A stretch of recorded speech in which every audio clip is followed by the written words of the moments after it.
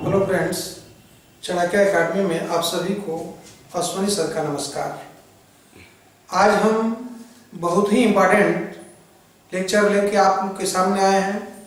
वो है कि आधुनिक भारत में शिक्षा का विकास व महिला शिक्षा की प्रगति। आधुनिक काल मीन्स ब्रिटिश काल में हम देखेंगे कि शिक्षा की व्यवस्था कब से शुरू हुई और व्यवस्था कैसी थी। तो आप जानते हैं, पढ़ चुके हैं कि 1765 से 72 तक 1765 से 72 तक भारत में द्वैध शासन रहा था। इस द्वैध शासन को समाप्त कर 1772 में इस द्वैध शासन को समाप्त कर वारेन हेस्टिंग्स, एक गवर्नर जनरल, बंगाल के प्रथम गवर्नर जनरल वारेन हेस्टिंग्स ने बंगाल का शासन प्रत्यक्ष रूप से अपने हाथ में ले लिया। यानी कि 1772 से कंपनी ने बंगाल में शासन प्रत्यक्ष रूप से अपने हाथों में ले लिया था। इसी परिप्रेक्ष्य में वारेन हेस्टिंग्स ने 1781 में कलकत्ता मदरसा, ध्यान रखेंगे कि वारेन हेस्टिंग्स ने 1771 में कलकत्ता मदरसा की स्थापना की थी, जिसमें अरबी तथा फारसी भाषा का अध्ययन किया जाता था। इसी प्रकार 1791 में अंग्रेज रेजिडेंट जोनाथन डंकन, ध्यान रखेंगे 1791 ईस्वी में अंग्रेज रेजिडेंट जोनाथन डंकन ने वाराणसी में एक संस्कृत कॉलेज खोला था। एक संस्कृत कॉलेज खोला था जिसमें हिंदी, ध्यान रखेंगे कि इसमें हिंदी माध्यम से वैदिक साहित्य का अध्ययन किया जाता था। यानी कि हिंदी धर्म व साहित्य के अध्ययन हेतु संस्कृत कॉलेज खोला गया था। ये अंग्रेज रेजिडेंट जोनाथन डंकन ने खोला था। इसी परिप्रेक्ष्य में देखेंगे कि 1800 ईस्वी में गवर्नर जनरल जो शायद संधि के लिए जाना जाता है, उसका नाम था लॉर्ड वेलेस्ली ने कलकत्ता में फोर्ट विलियम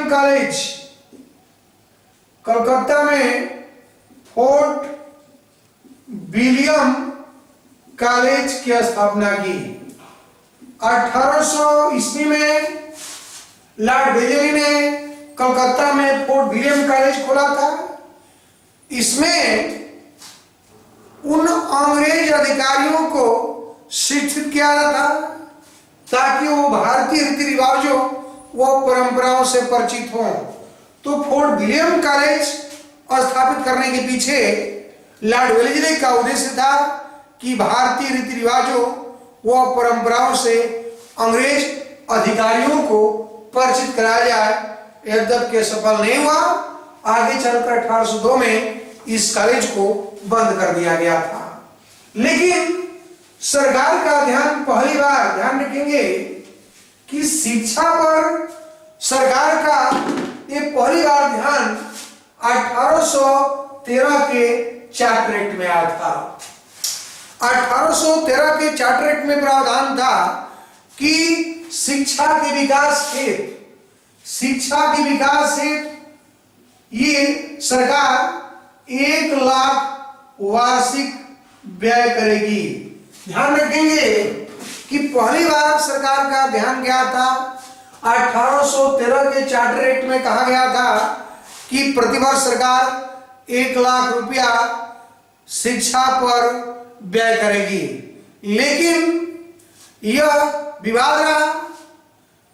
यह अगले 20 वर्षों तक यह स्पष्ट नहीं हो पाया कि इस पैसा को खर्च कैसे किया जाए, यानी कि शिक्षा कैसी हो और शिक्षा किस माध्यम में हो। और यही विवाद कहलाता है प्राच्य पाश्चात्य विवाद, एंग्लो इंडियन, यानी कि एक तरफ इंग्लिश थे और ओरिएंटलिस्ट थे। प्राच्य और पाश्चात्य विवाद के नाम से मशहूर इस विवाद का अंत मैकाले की मिनट से हुआ था। 2 फरवरी 1835 को मैकाले मिनट से यह विवाद समाप्त हो गया था। थोड़ा सा देखेंगे कि प्राच्य और पाश्चात्य विवाद क्या है। प्राच्य का मतलब है कि जो पुरानी व्यवस्था थी, और पाश्चात्य का मतलब है कि जो आधुनिक अंग्रेजी शिक्षा के माध्यम से आती थी। तो प्राच्य विवाद, ये प्राच्य विद्या के समर्थक थे हमारे विल्सन। ये विल्सन और प्रिंसेप बंद, ये प्रश्न पूछा गया है, ध्यान रखेंगे कि विल्सन और प्रिंसेप बंद चाहते थे कि प्राच्य शिक्षा दी जाए, यानी कि भारतीय भाषाओं के माध्यम से वो पुरानी वैदिक शिक्षा दी जाए, जबकि पाश्चात्य के समर्थक ट्रेवेलियन और राजा राम मोहन राय थे। ध्यान रखेंगे कि इनका कहना था कि आधुनिक शिक्षा अंग्रेजी माध्यम से दी जाए, जो तर्कबुल है, जो वैज्ञानिक शिक्षा है, जो आधुनिक शिक्षा है, वो भारतीयों को दिया जाए। राजा राम का कहना है कि सरकार का उद्देश्य भारतीयों को शिक्षित करना है, तो उन्हें अंग्रेजी माध्यम से शिक्षा दी जाए और वो आधुनिक शिक्षा दी जाए। आधुनिक जो विचारक हैं उनको ही अध्ययन किया जाए। ये अगर सरकार चाहती है कि भारतीयों को शिक्षित किया जाए तो आधुनिक शिक्षा दिया जाए, और यह राजा राम मोहन राय की थी कल्पना। अब ये भी जानना होंगे कि राजा राम मोहन राय ने 1917 में ही कलकत्ता में, राजा राम मोहन राय 1917 में ही ये कलकत्ता हिंदू कॉलेज की स्थापना सरकारी अनुदान से किया था, यानी कि सरकार के समर्थन से राजा राम मोहन राय ने 1917 में कलकत्ता हिंदू कॉलेज की स्थापना की। और इसी कॉलेज के एक अध्यापक हेनरी विवियन डियूजियो थे, जिनको हम धार्मिक सुधार आंदोलन पढ़ेंगे। हेनरी विवियन डियूजियो, जिनको प्रथम राष्ट्रकवि भी कहा जाता है, इसी कॉलेज के प्राचार्य थे। तो राजा राम मोहन राय के विचारों का समर्थन मिला, और हिंदू कॉलेज, ये कलकत्ता हिंदू कॉलेज में भारतीय शिक्षा व आधुनिक शिक्षा का अध्ययन अंग्रेजी माध्यम से होता था। इस जो समिति थी, शिक्षा समिति, उस शिक्षा समिति में कुल 10 सदस्य थे, और इस शिक्षा समिति के अध्यक्ष लॉर्ड मैकाले थे। मैकाले ने अपनी शिक्षा योजना को इस समिति में प्रस्तुत करते हुए कहा था कि रोम के एक अच्छे पुस्तकालय की एक अलमारी समस्त भारत और अरब के साहित्य से अधिक मूल्यवान है। ध्यान रखेंगे कि ये एक प्रकार से जो भारतीय व अरबी साहित्य है उनकी उन्होंने मजाक उड़ाया था। कहा था कि यूरोप के एक अच्छे अलमारी की यूरोप के एक अच्छे पुस्तकालय की एक अलमारी समस्त भारत व अरब के साहित्य से अधिक मूल्यवान है। उन्होंने भी कहा था कि भारत में यह शासक वर्ग की भाषा है, यह भाषा जिसे संसार के बुद्धिमान राष्ट्रों ने उत्पन्न किया है, और यह पूर्वी समुद्रों में व्यापार की बनने वाली भाषा है, अर्थात अंग्रेजी भाषा है।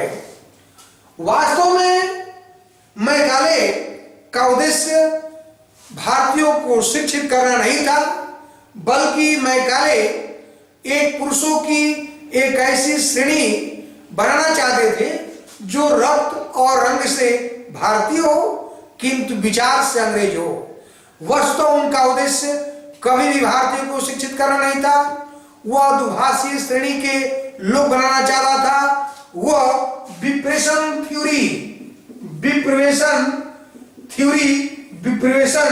सिद्धांत में विश्वास करता था, यानी कि इन्फिल्ट्रेशन थ्योरी।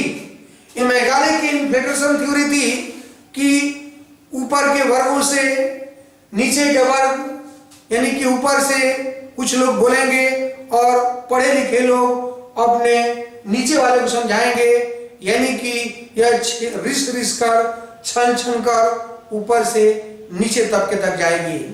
मैकाले ने अपने पिता को लिखा था कि यदि मेरी शिक्षा योजना पर लागू किया गया तो अगले 20 वर्षों में बंगाल में कोई मूर्ति पूजक नहीं रहेगा।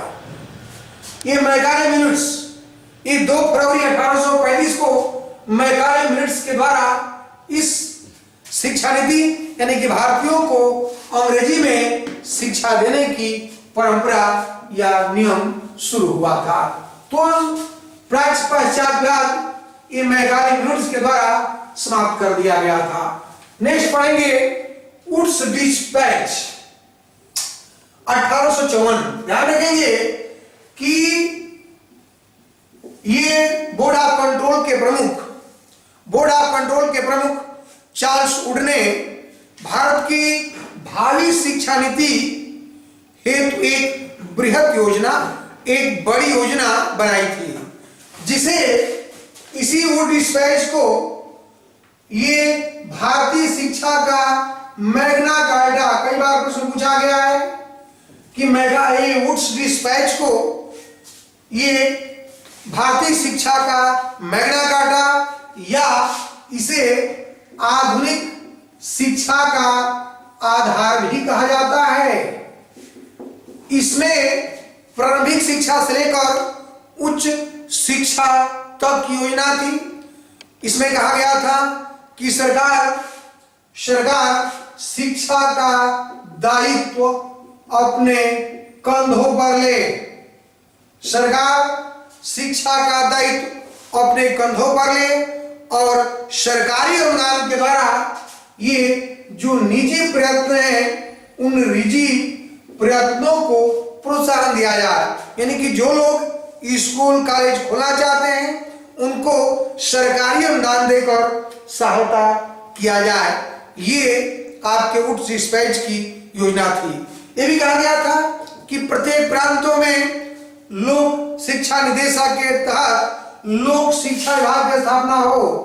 प्रत्येक प्रांत में ये लोक शिक्षा विभाग स्थापित किया जाए जो एक शिक्षा निदेशक के अधीन हो। और ये भी कहा गया था कि तीनों प्रेसिडेंसियों में, ये तीनों प्रेसिडेंसी यानी कि तीनों प्रांतों में वो था कलकत्ता, बंबई, मद्रास, तीनों प्रांतों में एक विश्वविद्यालय स्थापित किया जाए और ये विश्वविद्यालय लंदन विश्वविद्यालय के तर्ज पर। ध्यान रखेंगे कि वुड्स डिस्पैच की सबसे प्रमुख विशेषता है कि उनका कहना था कि तीनों प्रेसिडेंसियों में कलकत्ता, बंबई और मद्रास में एक विश्वविद्यालय की स्थापना हो जो लंदन विश्वविद्यालय के तर्ज पर हो। यानी कि लंदन विश्वविद्यालय सिर्फ परीक्षा लेता था, उपाधियां बांटता था। तो उपाधियां बांटने और परीक्षा लेने के लिए ये तीनों प्रांतों में विश्वविद्यालय स्थापित हो और इसका ही परिणाम था कि 1857 में इन तीनों प्रेसिडेंसियों में कलकत्ता, बंबई और मद्रास विश्वविद्यालय की स्थापना की गई थी, जो सिर्फ परीक्षा लेते थे और उपाधियां बांटने का काम करते थे। नेक्स्ट है हंटर शिक्षा आयोग, ध्यान रखेंगे ये हंटर शिक्षा आयोग, हंटर शिक्षा आयोग 1882-83 का है। आप जानते हैं कि अकाल भारत में एक उदारवादी गवर्नर जनरल लॉर्ड रिपन का काल था। सज्जन रिपन के नाम से प्रसिद्ध लॉर्ड रिपन ने शिक्षा की प्रगति के लिए ये हंटर शिक्षा आयोग का गठन किया था। इस आयोग का गठन वुड्स डिस्पैच, जो वुड्स डिस्पैच में व्यवस्था की गई थी, उनके समीक्षा करना था। मीन्स वुड्स डिस्पैच के बाद हुई शिक्षा की प्रगति की समीक्षा करना था, लेकिन इसके अंतर्गत मात्र ये प्राथमिक शिक्षा, इसका कार्यक्षेत्र प्राथमिक शिक्षा और माध्यमिक शिक्षा ही था। यानी कि प्राथमिक शिक्षा और माध्यमिक शिक्षा पर इस आयोग को अपनी रिपोर्ट देनी थी। इस आयोग ने प्राथमिक शिक्षा में कहा था कि निजी प्रयास, जो निजी प्रयास है उनको प्रोत्साहन दिया जाए और धीरे धीरे इनका नियंत्रण ये जो नवस्थापित जिला बोर्ड है, ये जिला व नगर बोर्डों को सौंप दिया जाए। प्राथमिक शिक्षा में निजी प्रयासों को प्रोत्साहन दिया जाए और इसका नेतृत्व या नियंत्रण नवस्थापित जिला बोर्डों व नगर बोर्डों को सौंपा जाए। माध्यमिक शिक्षा तो जहां तक बात है यह 2 रूपों में दिया जाए, एक साहित्यिक शिक्षा दी जाए और दूसरा ये व्यवसायिक शिक्षा दी जाए। माध्यमिक शिक्षा को 2 रूप दिया जाए, एक व्यवसायिक शिक्षा भी दिया जाए और साहित्यिक शिक्षा भी दिया जाए। और माध्यमिक शिक्षा से सरकार को ये धीरे धीरे हट जाना चाहिए। महिला शिक्षा, ध्यान रखेंगे कि महिला शिक्षा की प्रगति जो हुई थी उस पर निंदा की गई कि महिला शिक्षा के प्रबंध या जो इसकी व्यवस्था थी वो कमी थी। अच्छा प्रबंध न होने पर इस आयोग ने खेद व्यक्त किया था और सबसे बड़ी ये है कि महिला शिक्षा को इसमें बढ़ावा देने की बात कही गई थी। ध्यान रखेंगे कि सुझाव के बाद अगले 20 वर्षों में, इस हंटर आयोग के सुझाव के बाद अगले 20 वर्षों में भारत में बहुत ही माध्यमिक शिक्षा विद्यालय की स्थापना की गई थी। और इसी के बाद देखेंगे कि 1882 में ये पंजाब विश्वविद्यालय और 1887 में इलाहाबाद विश्वविद्यालय की स्थापना की गई। तो 1882 में पंजाब विश्वविद्यालय और 1887 में इलाहाबाद विश्वविद्यालय की स्थापना की गई थी। अब थोड़ा देखेंगे कि 20वीं सदी, ये 20वीं सदी में हुई शिक्षा की प्रगति। तो भारतीय विश्वविद्यालय अधिनियम 1904, आप जानते होंगे कि 20वीं सदी का प्रारंभिक वर्ष ये राजनीतिक रूप से व्यग्रता का काल था। शिक्षा क्षेत्र में वाद विवाद का काल था। सरकार के अनुसार जो निजी प्रबंध में कॉलेज है उसमें अनुशासनहीनता है और इसी कारण वह क्रांतिकारियों के उत्पन्न होने के कारखाने बन गए हैं। तो ऐसी स्थिति में ये भारतीय विश्वविद्यालय 1904 आया था। ध्यान रखेंगे कि viceroy governor general Lord Curzon का काल था। लॉर्ड कर्जन ने शिक्षा क्षेत्र से जुड़े समस्त अधिकारियों की एक उच्च मीटिंग शिमला में बुलाई। शिमला में समस्त शिक्षा क्षेत्र से जुड़े अधिकारियों की एक मीटिंग बुलाई और इसी मीटिंग में थॉमस रैले, ध्यान रखें, इनके बारे पूछा गया है, थॉमस रैले आयोग का संबंध किससे है? तो थॉमस राइले के नेतृत्व में एक आयोग गठित किया गया और इस आयोग को सिर्फ विश्वविद्यालय शिक्षा पर ही अपनी रिपोर्ट देनी थी। इसमें प्रश्न पूछा गया था कि इस आयोग में दो भारतीय सदस्य कौन कौन थे, तो थे सैयद हुसैन बिलग्रामी, सैयद हुसैन बिलग्रामी और दूसरे थे गुरुदास बनर्जी। इस थॉमस राइले आयोग में दो भारतीय भी थे। इसमें लॉर्ड कर्जन ने ऐसी नीति पारित किया था कि विश्वविद्यालयों में सीनेट की सदस्यों की संख्या कम कर दी गई और उसमें मनोनीत सदस्यों की संख्या बढ़ा दी गई, अर्थात सरकारी जो विश्वविद्यालय थे उस पर सरकार का नियंत्रण बढ़ा दिया गया था। लेकिन लॉर्ड कर्जन ने एक शिक्षा पर जो 5 लाख, ध्यान रखेंगे कि 5 लाख वार्षिक एक अनुदान देने की जिस परंपरा की शुरुआत की वह सरकारी नीति का एक अंग बन गया था। यानी कि लॉर्ड कर्जन ने प्रतिवर्ष ये 5 लाख वार्षिक धन शिक्षा पर व्यय करने की एक नीति चालू की, एक नीति लागू किया था और ये नीति एक शिक्षा पर यानी कि सरकार के द्वारा ये सहायता देने की एक विशेषता बन गई थी। नेक्स्ट पढ़ने जा रहे हैं शिक्षा नीति पर सरकारी प्रस्ताव। ये शिक्षा नीति पर सरकारी प्रस्ताव ये 1913। ध्यान रखेंगे इसमें प्रावधान था कि सरकार भारत के प्रांतीय सरकारों को प्रेरणा दे कि वह निर्धन वर्ग और पिछड़े वर्ग के बच्चों को निःशुल्क एवं अनिवार्य शिक्षा दे। निःशुल्क एवं अनिवार्य शिक्षा देने की इसमें पैरवी की गई थी। ये 1913 के राष्ट्रीय शिक्षा नीति के तहत।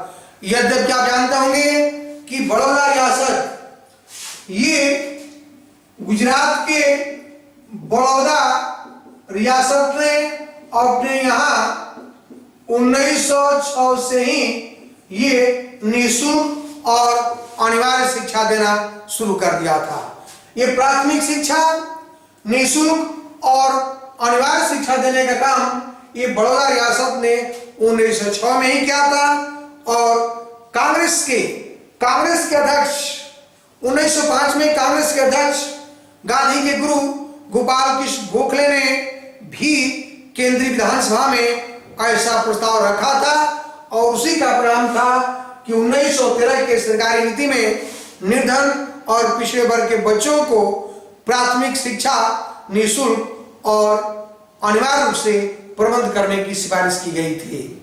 नेक्स्ट पढ़ते हैं सैडलर आयोग। 1917 में ये स्थापित सैडलर आयोग ये ब्रिटेन के लीड्स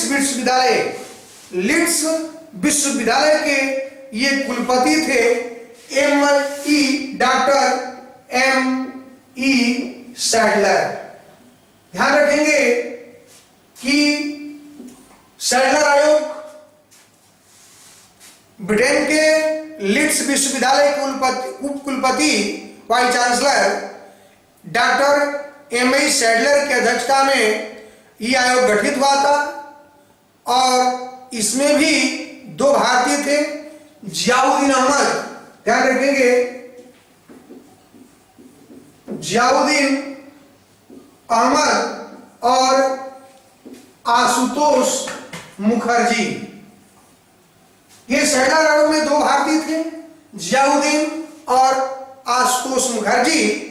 इस आयोग ने सैडलर आयोग ने कहा था कि 1904 में जो भारतीय विश्वविद्यालय अधिनियम पास किया गया उसकी उन्होंने निंदा की थी, उसकी आलोचना की गई थी और कहा गया था कि माध्यमिक शिक्षा के पश्चात, ध्यान रखेंगे कि सैडलर आयोग का संबंध ये विश्वविद्यालय से ही संबंधित था। इसने कहा था कि माध्यमिक शिक्षा के बाद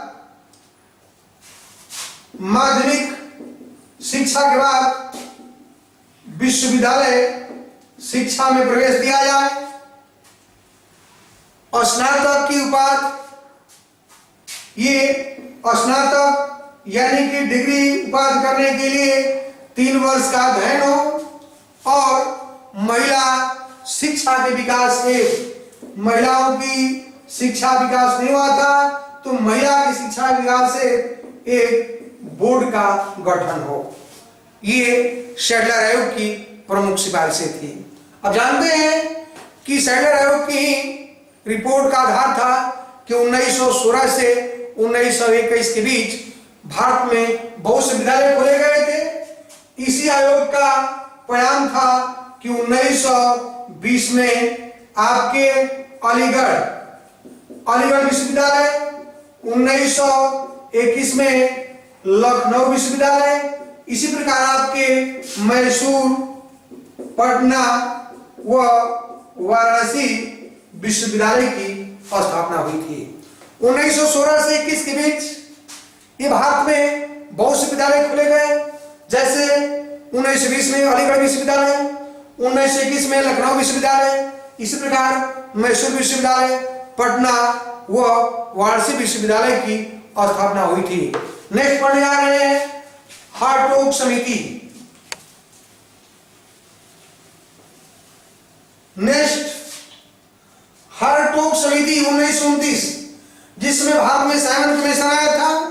तो साइमन कमीशन के समय ही भारत में हार्टोग समिति गठन किया गया था।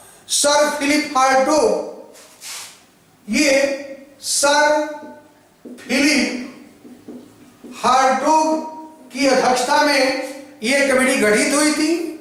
समिति ने प्राथमिक शिक्षा के महत्व पर बल दिया था।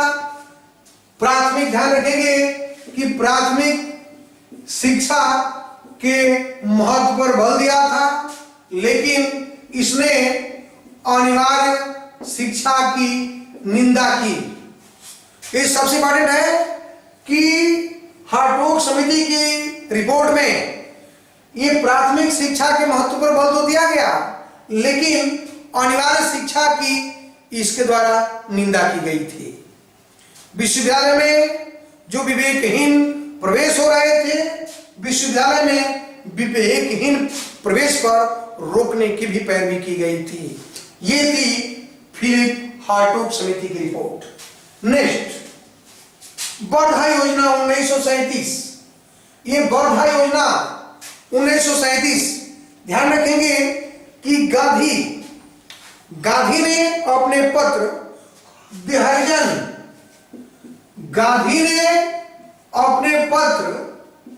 दी हरिजन में शिक्षा की ये योजना प्रस्तुत की थी और इसे मौलिक शिक्षा, आधार शिक्षा या इसी को वर्धा योजना के नाम से जाना जाता है।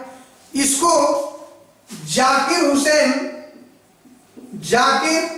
हुसैन समिति ने प्रस्तुत किया था। इस वर्धा योजना को प्रश्न पूछा गया है, किसने प्रस्तुत किया था? तो जाकिर हुसैन समिति ने प्रस्तुत किया था। इसमें हस्त उत्पादक कार्य, इस शिक्षा योजना में हस्त उत्पादक कार्यों पर बल दिया गया था। यानी कि विद्यार्थी कुछ शिक्षा ग्रहण करते समय कुछ पैदा करेंगे और उसी का परिणाम होगा कि उसी से उनको व्यवसाय परक शिक्षा, कहने का मतलब यह था कि व्यवसाय परक शिक्षा पर बल दिया गया था, ताकि उसी के आमदनी से शिक्षकों को भी वेतन का प्रबंध हो। लेकिन जानते हैं कि 1939 में प्रांतीय कांग्रेस सरकारों ने त्याग पत्र दे दिया था, इसलिए गांधी की योजना खटाई में पड़ गई थी। ये योजना कभी लागू नहीं हुई थी। नेक्स्ट पढ़ने जा रहे हैं सर्जेंट योजना 1944। आप जानते होंगे कि सरकार के शिक्षा मंत्रालयदाता सर्जेंट की योजना थी। इसमें 6 से 11 वर्ष के बच्चों को निःशुल्क, सर्जन योजना में 6 से 11 वर्ष के बच्चों को निःशुल्क तथा अनिवार्य शिक्षा देने की पैरवी की गई थी। इसमें व्यवस्था थी कि इंटरमीडिएट की श्रेणी भी समाप्त कर दिया जाए। नेक्स्ट, राधा किशन आयोग 18